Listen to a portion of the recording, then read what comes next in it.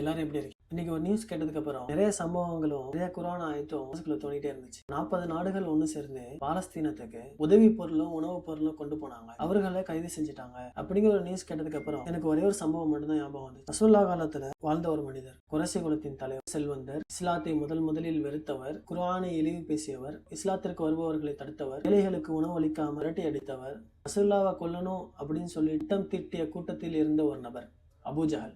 இந்த உலகம் அவர்களுக்கு எப்படி இருக்குன்னா சொர்க்கம் மாதிரி இருக்கும், மோமீன்களுக்கு நரகம் மாதிரி இருக்கும். அல்லாஹ் ஒரு வசனத்துல சொல்லுவான், அராய்தல்லதி யுகத்திபு பித்தீன், நபியே நீங்க பார்க்கலையா, மார்க்கத்தை பொய்ப்படுத்தினாங்க தெரியும், மறுமை நாளை பொய்ப்படுத்தினாங்க தெரியும், அப்படிப்பட்டவர்களை நீங்க பார்க்கலையா, பதாலிகல்லதி யதாஉல் யதீம், அனாதைகளை பச்சிலம் குழந்தைகளை விரட்டி அடித்தார்கள் தெரியுமா, அப்படிப்பட்டவர்களை நீங்க பார்க்கலையா, வலா யஹல்லு வலா துஆமில் மிஸ்கீன், ஏழைகளுக்கு உதவி தேவைப்படுபவர்களுக்கு உணவு கொடுக்காம தடுத்தாங்க தெரியுமா, அப்படிப்பட்டவங்களை நீங்க பார்க்கலையா.